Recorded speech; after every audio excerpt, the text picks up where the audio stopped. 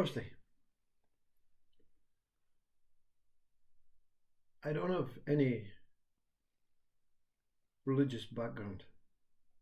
I don't have any spiritual background. I don't have any mathematical or physics or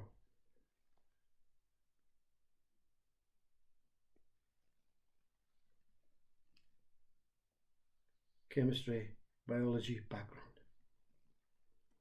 I only know through experience. So this attempt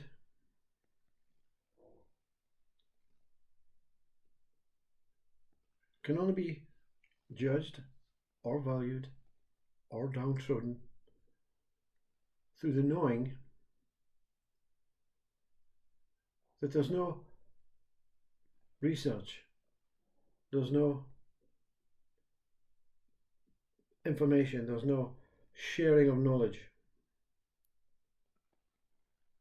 I only learned the word consciousness when the voice spoke consciousness.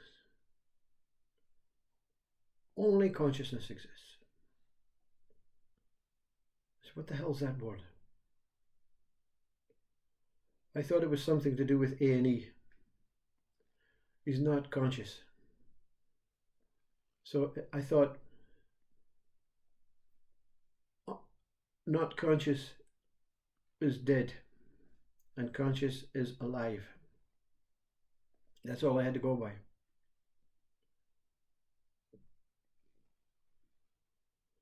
And that makes everything that I was informed about life true. I live, then I die. So it was not a profound statement to know.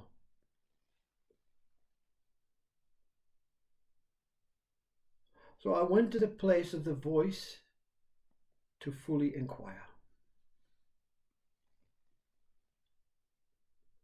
To fully inquire.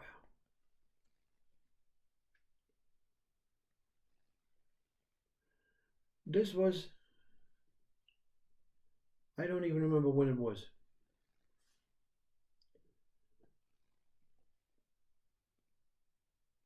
Prior to enlightenment.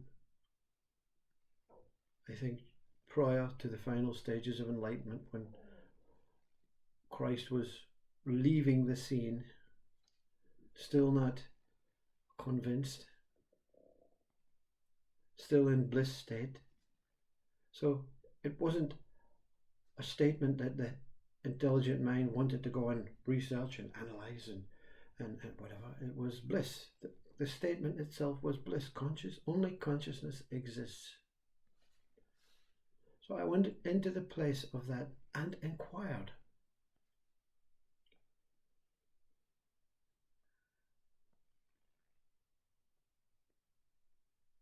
And this is what this meek, uneducated, average mind discovered. I've said it in many videos in bits and pieces. But you find you do not have the if you do not have the qualifications to talk about that, you feel as if you're going to be not taken seriously. That's our human life. So what I discovered was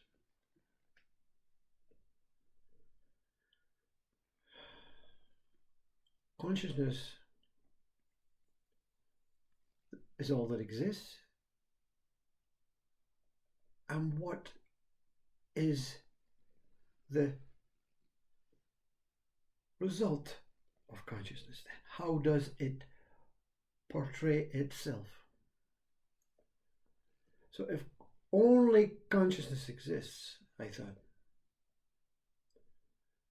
this is consciousness, all is consciousness, universe is consciousness, time, space, consciousness, quantum theories, universes, galaxies, oceans, fire, water, is consciousness. It's one whole thing.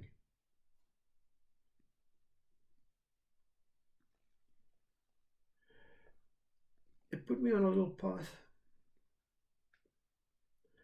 to a little momentary experience with the Upanishads.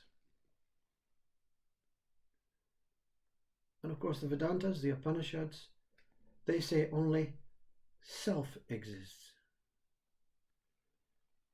I said, oh, okay.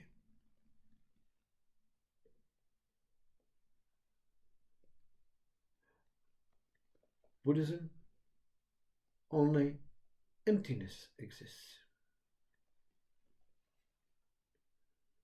Christians, only Christ consciousness or God itself exists.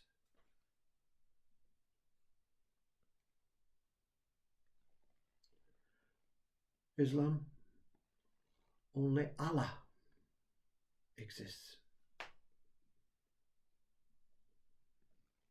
Atheists, only life exists. With a little bit of birth and death in the pot. So, the inquiry continued within the Vedanta, the Upanishads, the Buddhism, a little bit of Sufism, a little bit of whatever came up. Suddenly, life was taking a shape, and it was all happening within, in this space.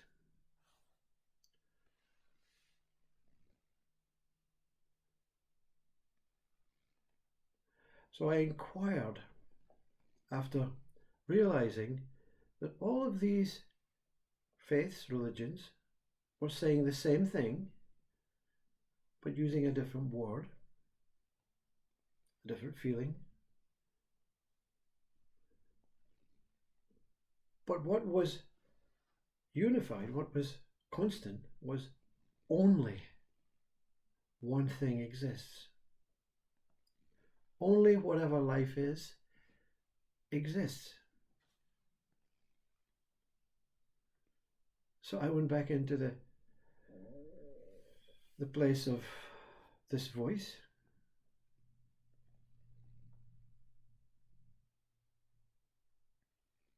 and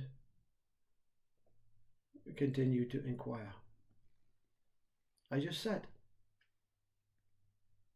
with consciousness, just a word, just a feeling, just the aliveness of being alive.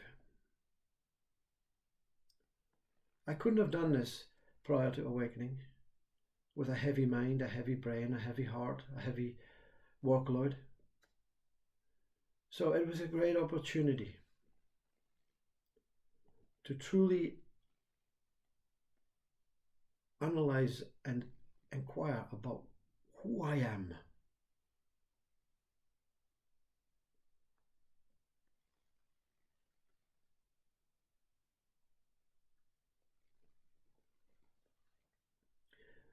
So I continue to antagonize this voice. Now, this voice was when the body plummeted, or whatever I am, the soul plummeted. You know that real fear you get when you're in meditation? Maybe not many have experienced it. And you feel as if you're dropping and dropping and dropping, and then suddenly something goes, and you come immediately out of it because, gee, what the hell happened there? Well, on this occasion, nothing could stop this dropping, and patum. Muji uses that beautiful patum. Only consciousness exists. An echo, a voice that surrounds you and totally is in the core of your very being. So when I inquired further,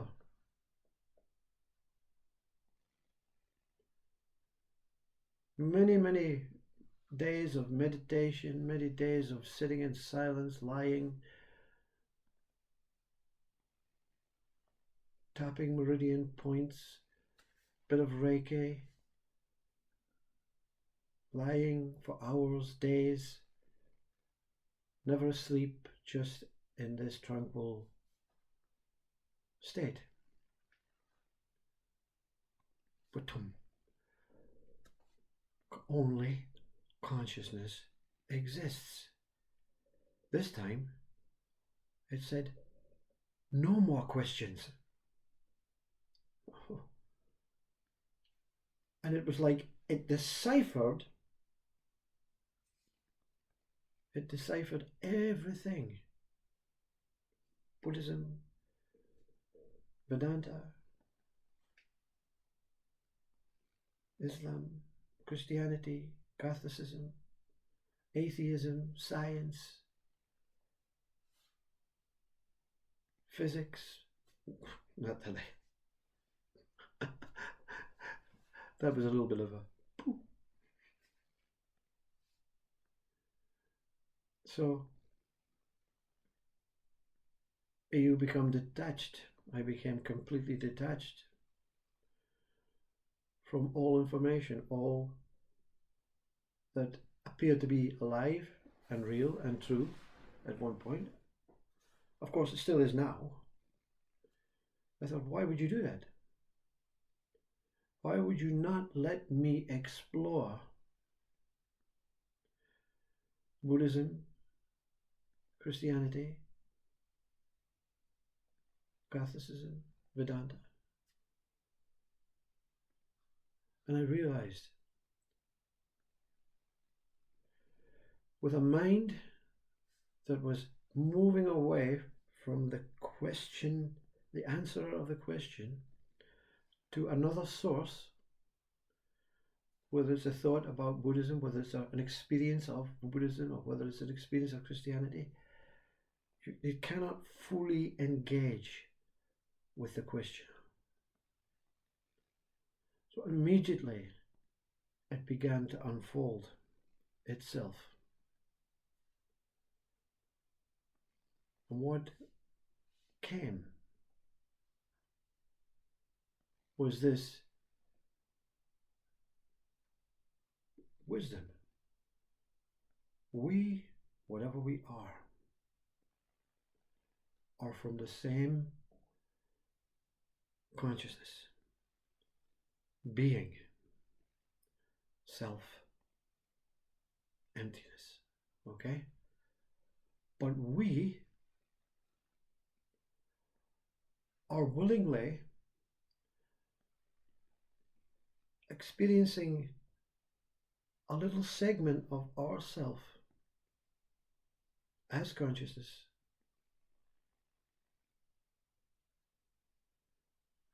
in a little body. But we have the ability to understand fully where we come from, what we are, and what purpose we have, only by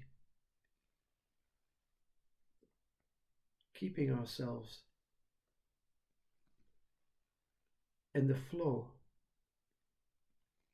of consciousness. So what it was saying is, you are now in the flow of consciousness. You are clearly reflecting to me, says consciousness, as the mirror, so that I can see myself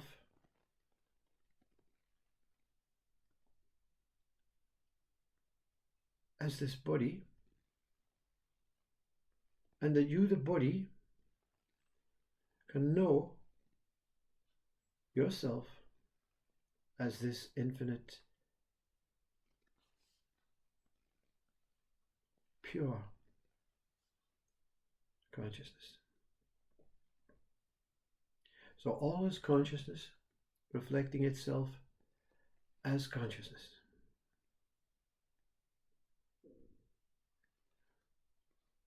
You understand that science and religion are continually in the flow of consciousness.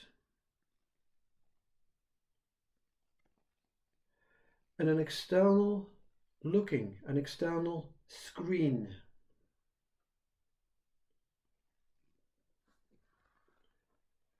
So whatever we produce, or whatever we discover, or whatever we create, will be reflected as a version of that what we already are. Consciousness is infinite possibilities. We are infinite beings of the same being, or infinite, what do you call it, varieties of consciousness. Some people call themselves avatars of the same, So the Bible states we're all children of God. So whatever you believe, whatever you're experiencing in your life, if you're treating everyone as the same child as yourself,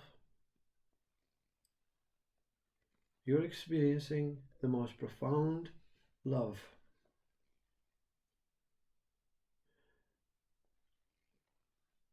A simple mirror.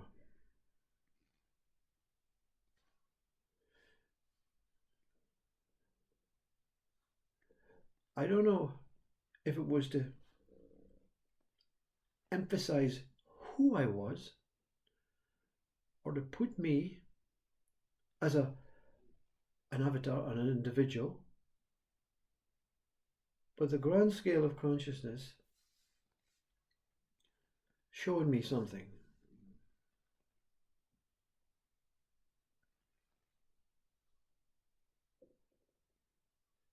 I was in the forest. I don't know how I got there. There was no me at this point. Enlightenment. Christ was still focusing on this body, and I was floating around, and I appeared in this forest, and I spent many days, weeks, maybe months, sitting at the same spot, looking at the same tree. Just a tree, a pine tree.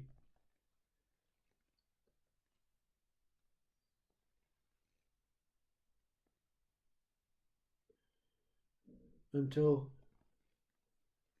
the tree, the name, what it was made up, all the information about me, it just disappeared, and this mist came round.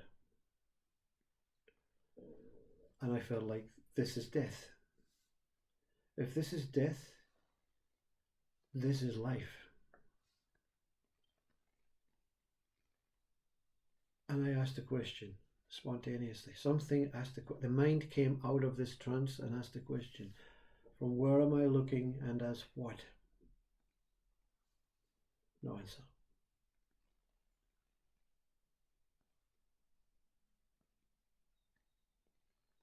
I asked it many times. I wasn't asking the tree, I wasn't asking my head, I was asking that one that was keeping me alive inside, that consciousness, that spirit, that Christ, that whatever you want to call it. This is not really about me. This is about what consciousness is. And it's, at some point, after many days, weeks and months, something says, come back. There's no answer. You know there's no answer. There's no answer. If you're empty, emptiness cannot be seen. From where am I looking, and thus what? Well, if you're space and you're looking to know what you are, can space know its space? Something stood up and walked. And as I got to the end of the forest, I turned and I looked at the trees, hundreds of them, and I said, thank you. Because it was the most blessed time. I didn't realize at that point that Christ had spent 40 days and 40 nights in the forest, so it was a great opportunity to taste what this great saint tasted. I didn't know at that time. But when I thanked the trees, I was about to turn. This voice again shouted, the maple. And I can't remember the second word, whether it was ribbons or consciousness. I'm pretty sure it was consciousness. The maple and consciousness, and something inside just was removed. I didn't understand it. I didn't try to understand it. But I started to walk away, and the mind said, the maple is I,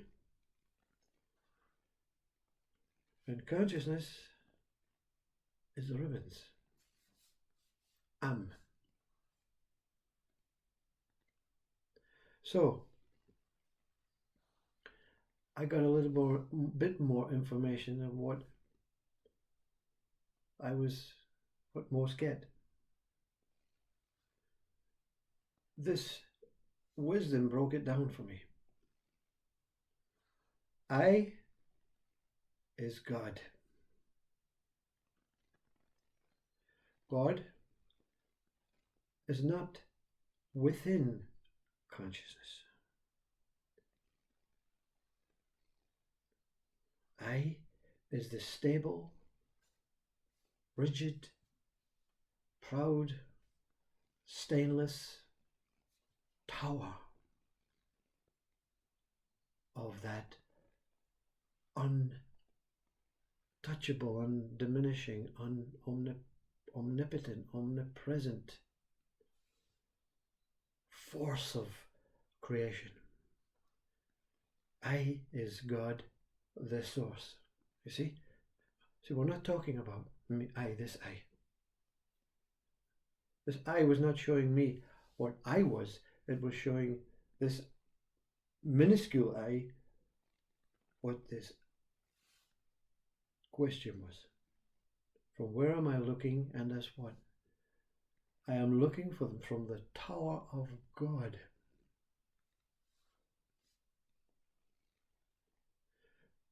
Consciousness surrounds this ribbons, this feminine, this moving. So I is still, Am is moving, Am is emotional. This kind of moving, also this kind of moving. It moves, it enshrouds, it creates love, it creates subtlety and softness. Consciousness is everywhere around I.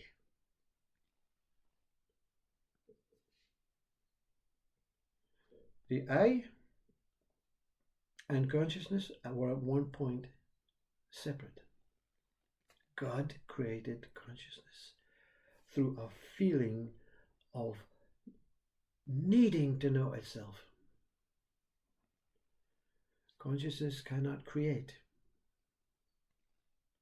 God can create impressions of itself as avatars. But it needs the love and the movement of consciousness to merge with I. But God is sacred, and consciousness is not real in the sense of it cannot be perceived, it cannot be touched, it cannot be felt, it can only create emotion. So this consciousness creates emotion, makes God emotional.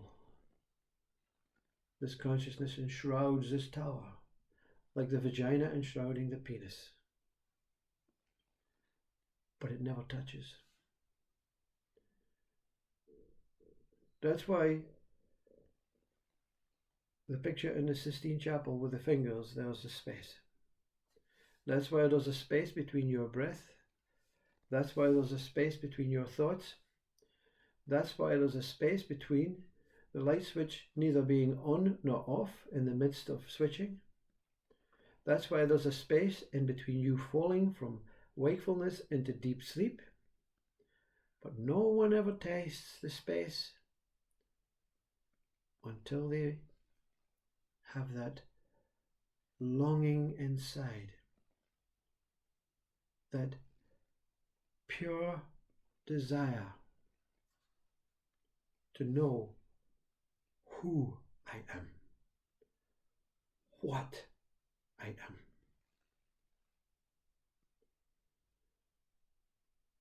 In this enshrouding, the emotion, this tower of I, this God, it spouts endless sperm and eggs.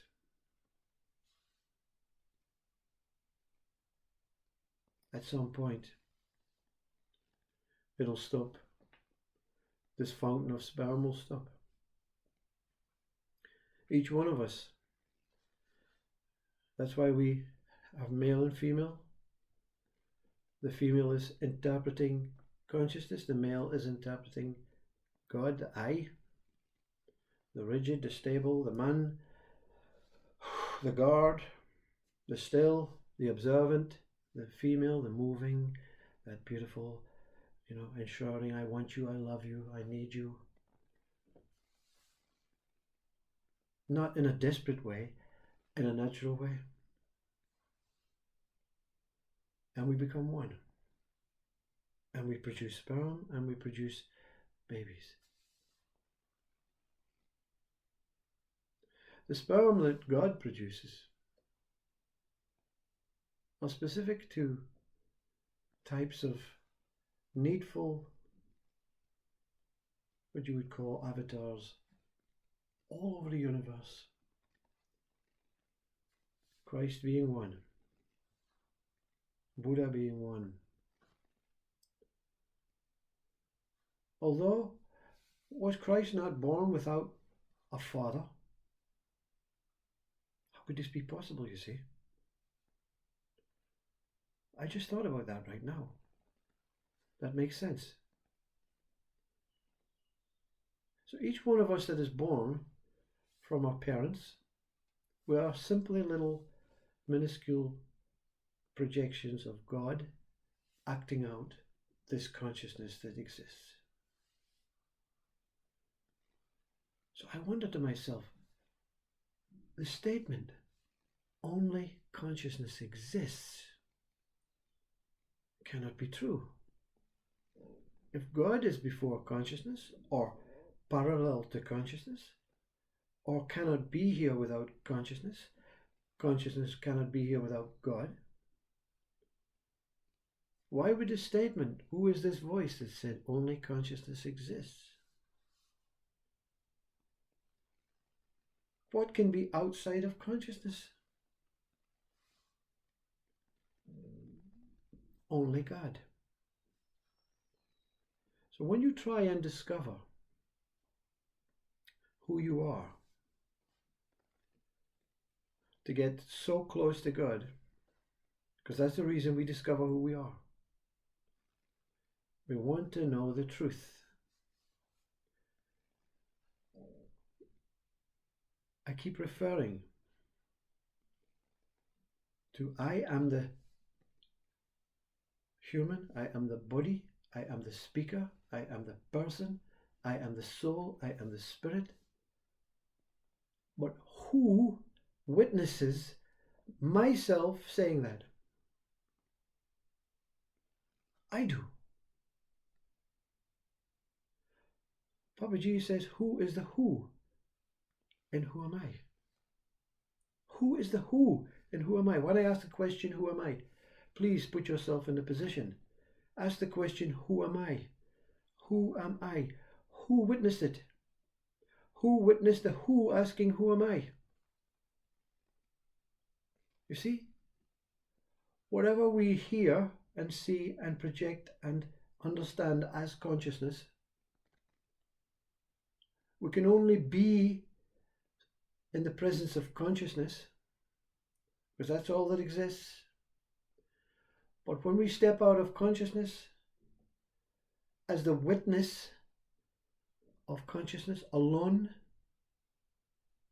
with no thoughts, no associations to what we have created as man, because God doesn't see man, God only sees one. So when you jump out of duality into non-duality, it's not the end of the road. What can jump out of non-duality? You can call it zeroality. What can go so far that it cannot discover anything, not even who I am? Because that, in that moment, will know I'm still witnessing without a head, without a mind, and I am witnessing now. I am only the witness is God. That's God's state, God consciousness. That's you impersonating God. And this impersonation, like any other state that we have created, experienced, lived, not lived, every state is in the here and now. Consciousness reveals itself in the here and now. And when you understand that the here and now, when itself dissolves, God witnesses itself through this vessel and sees the majestic of what it's here to see. Now, I've told this story many times, but when you understand consciousness, you don't need, or when you experience consciousness in its fullest potential, you see, you don't need to know what it is. You don't need to experiment with physics and mathematics. You don't need to seek and search, because it's always here and now.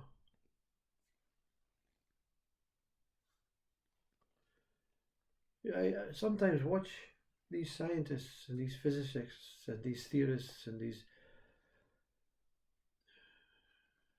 so many names of physical, I can't even say the word. And it's great because they're on a journey of exploring. They're doing it bit by bit. And they'll always come up with a different theory. And they'll always come up with something different, because consciousness is infinite possibilities. It is infinite contradictions. It expresses itself in infinite life forms. But it's God expressing itself through the consciousness, the whole consciousness that it is enshrouded by. God is dancing within consciousness. You look at the earth, and it's got an axis. The stable axis keeps the beautiful moving earth swirling around.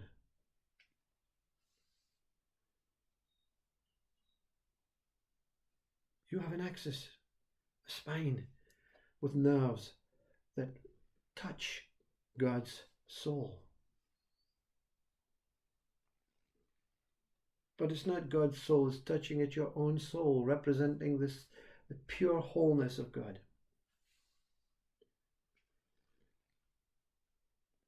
For centuries, saints have been telling us this. For centuries, we've been ignoring them.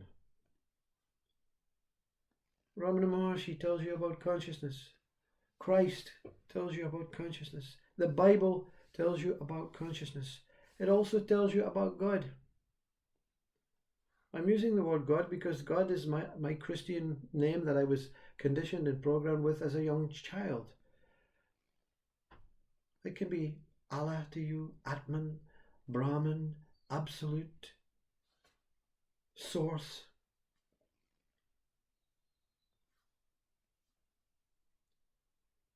Why don't we listen to these saints?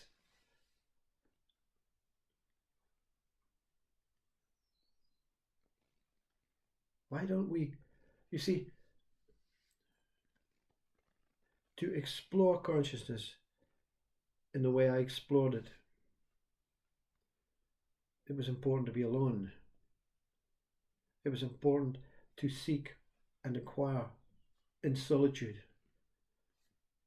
as Christ did, as Buddha did under the bonsai, Christ in the forest, Eckhart Tolle in the park bench, sitting at the riverside. So, I'm not saying it's impossible, but in your religious domain, singing and praying and chanting, it is ways of expressing consciousness. And if that's what life is about, I just want to express myself as I am, that's what God wants.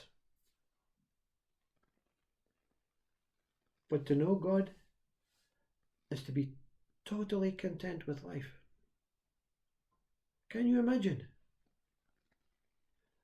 You say to your grandfather as a young child, 21-year-old,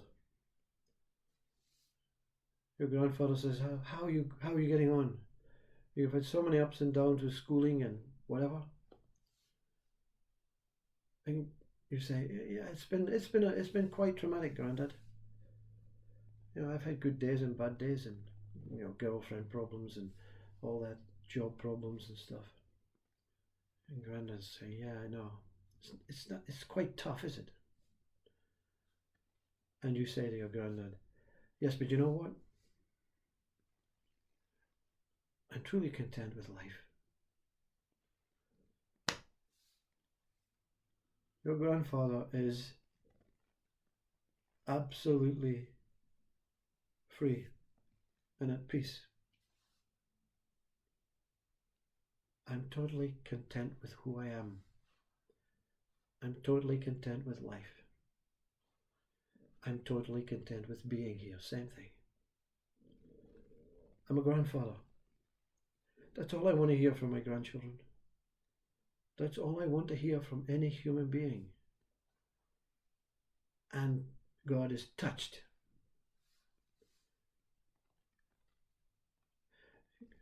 God doesn't want us not to experience overwhelming joy, satchitananda state bliss, suffering, depression, anxiety, all the sins of mankind. Doesn't not want us to taste that. But he doesn't want us on our deathbed to say, I don't think I lived my life to the full. I wish I found something. I wish I wasn't distracted by my work and I wish I just was with, I wish. On a deathbed, my wish is to say, thank you.